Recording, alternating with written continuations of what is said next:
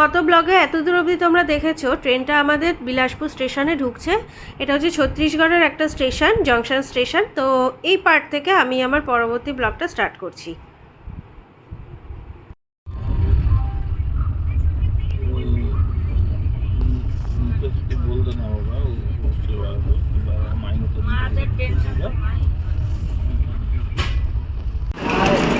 এই হচ্ছে বিলাসপুর স্টেশন। এখানে এখন ট্রেন 20 মিনিট মতো দাঁড়াবে, ইঞ্জিন চেঞ্জ হয় এখানে। বাজারগড় স্টেশন কলকাতা।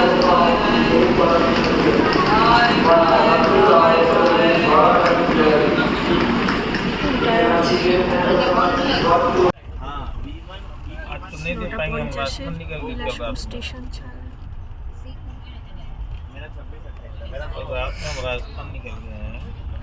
ঈশ্বরী ট্রেনটাও অনেকক্ষণ দাঁড়িয়ে আছে।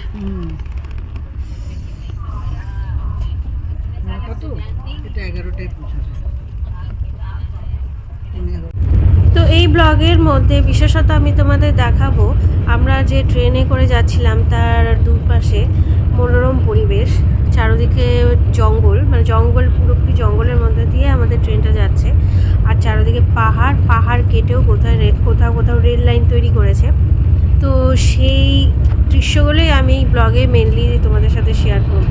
আর এই যে দূরে দেখতে পাচ্ছ পাহাড়, এগুলো কিন্তু বেশ জঙ্গল। আর ট্রেনটা না বিলাসপুর থেকে লাইন চেঞ্জ করে।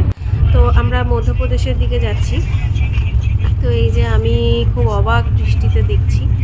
অনেক বছর আগেও দেখেছি, তখনও খুব ভালো লাগাগুলো মনের মধ্যে ছিল। আর এখন ভিডিও করতে পেরে, তোমাদের দেখাতে পেরে আরও বেশি ভালো লাগছে। এই যে জঙ্গলের মধ্যে দিয়ে যাচ্ছে ট্রেনটা, আর ছোট ছোট গ্রাম আছে, ছোট ছোট বাড়ি আছে, দূরে এই যে পাহাড় দেখা যাচ্ছে, খুব ছোট ছোট নদী, মানে সব মিলিয়ে খুব সুন্দর একটা পরিবেশের মধ্যে দিয়ে ট্রেনটা যায়। এই যে ট্রেনটা দেখো, সামনে বগিগুলো দেখা যাচ্ছে। এরকমভাবে অনেকবার এরকম ট্রেনটা বেঁকে গেছে। আর এইগুলো না পুরো ফরেস্ট এরিয়ার মধ্যে এগুলো। এই যে সামনে দেখো, এই যে ট্রেনটা দেখতে পাচ্ছ, এই যে সামনে একদম বেঁকে গেছে ট্রেনটা। আর এখান থেকে না কাঠ কাটছে, মানে ফরেস্ট ডিপার্টমেন্টের অফিসাররা, এখানে লোকেরা এখানে কাঠ কাটছে। এখানে কিসের কাঠ আছে বিশেষত আমি বলতে পারবো না, তবে শাল গাছের কাঠ আছে এখানে, সেটা আমি জানি। এই যে ট্রেনটা পুরো যাচ্ছে, একদমই জঙ্গলের মধ্যে দিয়ে যায় আর ভীষণ সুন্দর। এই যে একটা টানেলের মধ্যে দিয়ে যাচ্ছে, পুরো একদম অন্ধকার। কি দারুণ লাগছে না, যখন দিনের বেলা একটা টানেলের মধ্যে দিয়ে, পুরো অন্ধকার একটা টানেলের মধ্যে দিয়ে ট্রেনটা যাচ্ছে। এই যে বেরিয়ে গেছি এখন। ট্রেন জার্নিটা খুব সুন্দর, এত সুন্দর ট্রেন জার্নিটা। তো এত সুন্দর মুহূর্তগুলো আমিও আমার ক্যামেরা বন্দি করলাম আর তোমাদের সামনেও তুলে ধরলাম। আশা করি তোমাদেরও খুব ভালো লাগবে।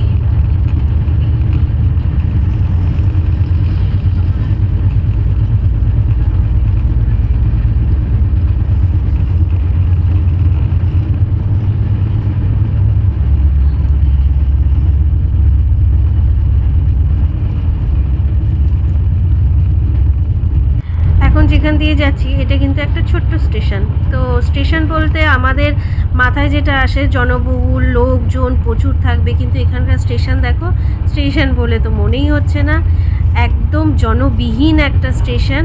আর মধ্যপ্রদেশের এরকম অনেক স্টেশনের উপর দিয়ে ট্রেনটা গেছে যেখানে কোনো মানুষজনই নেই। আর স্টেশন তো মানে এক নজরে দেখলে মনেই হবে না ওটা কোনো স্টেশন।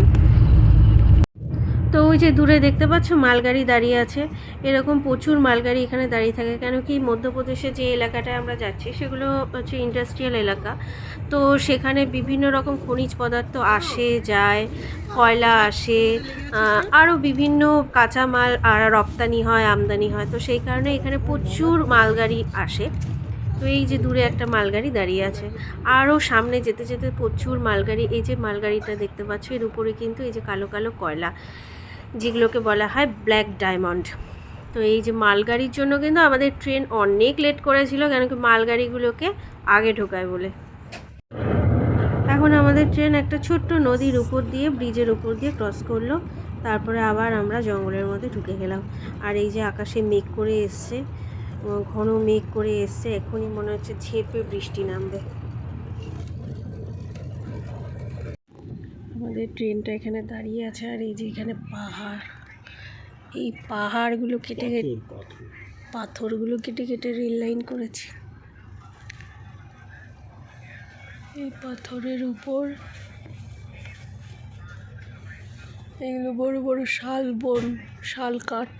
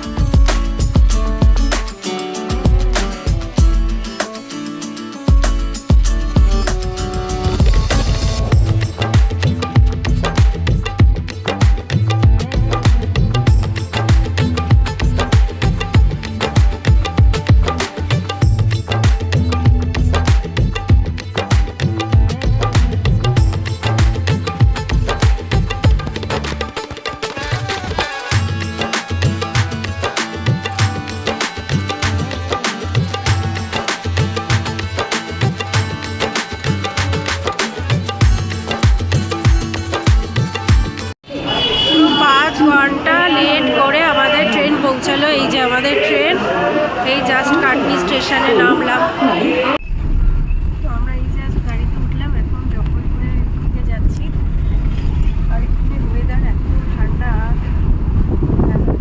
ভাবছিলাম প্রচণ্ড গরম হবে, কিন্তু দুদিন বৃষ্টি হওয়ার মধ্যে ওয়েদার ভীষণ ভালো হয়ে গেছে।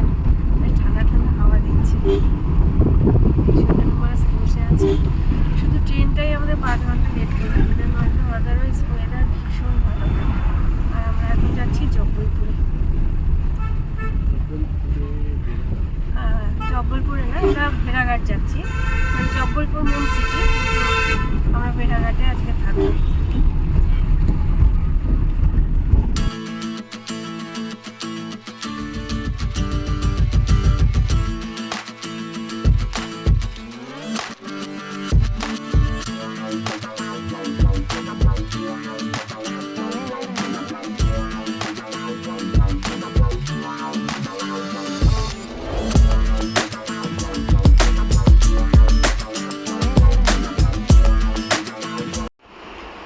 এখন বেজে গেছে 9:10। এই জাস্ট একটা হোটেলে আসলাম ভেড়াঘাটের, একটা রাতের জন্য আজকে থাকবো।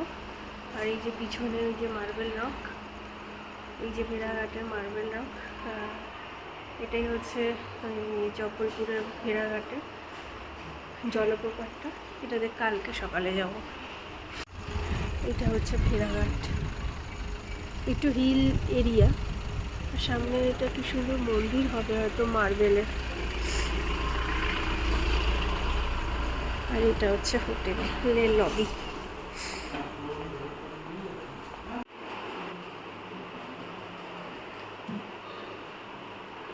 মাছ দুটো দেখো, গোল্ডেন মাছ দুটো কি বড়। ভয় পাচ্ছে। তো হোটেলের রুমে ঢুকে গেছি।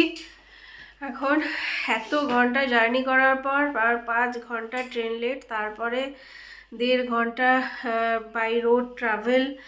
কেন কি কাটনি থেকে জব্বলপুর ঠিক না, আমরা ভেড়াঘাট এসেছি, তো 1.5 ঘন্টা লাগলো। তখন অনেকটাই ফ্রেশ লাগছে, সারাদিন স্নান না ঠিকঠাক, স্নান তো করিনি, জাস্ট একটু হাত পা ধুয়েছি, ফ্রেশ হয়েছি, এখন অনেকটাই ভালো লাগছে। এখন বেজে গেছে মোটামুটি 9:20-25 মতো বেজে গেছে। তো আজকে তাড়াতাড়ি ডিনার করে শুয়ে পড়বো, কালকে একদম ভোরবেলা বেরোবো হচ্ছে মার্বেল রকের উদ্দেশ্যে।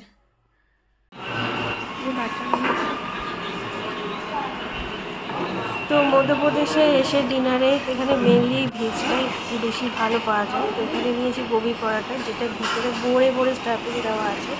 আর ইস্যু নিয়েছিল হচ্ছে এই যে হাক্কা নুডলস, মানে ভেজ হাক্কা নুডলস, ওর বাবা আর ও মিলে খেয়েছিল, সাথে বাটার মিল। তো এখন বাজে রাত্রি 10:30। আজকে সারা দিন একটা হেট্রিক জার্নির মধ্যে দিয়ে গেল। অত ঘন্টা ট্রেন লেট।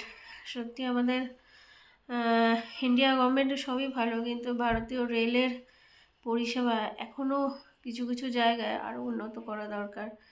কিছু কিছু জায়গায় পরিষেবা খুবই ভালো, আর আজকে যেটা দেখলাম এই কাটনি শাখায় এত পরিষেবা কম, সোশ্যাল মিডিয়ায় বলতে বাধ্য হলাম আর কি। তো চলো, ট্রেনটার জন্যই আর কি ভোগান্তি হলো, নয়তো আমরা ভেড়াঘাটে অনেক আগেই চলে আসতে পারতাম। হ্যাঁ, তো এখন ওই যেটা বললাম, এখন ঘুমিয়ে পড়বো। কালকে একদম আর্লি মর্নিং উঠবো, আর্লি মর্নিংয়ে উঠে যাব হচ্ছে এই ভেড়াঘাটে যা যা আছে সেই দর্শনীয় স্থানগুলো দেখতে। তো আজকের ভিডিওটা এখানেই শেষ করছি। ভিডিওতে যদি কিছু ভালো লেগে থাকে প্লিজ লাইক, কমেন্ট, শেয়ার আর সাবস্ক্রাইব করতে ভুলো না। দেখা হবে কালকে দারুণ একটা ব্লগের সাথে, নতুন জায়গায় আর নতুনভাবে, আর একদমই নতুন জায়গা থেকে, যেটা আমিও আগে দেখিনি, তোমরাও আগে দেখোনি। Tata, good night.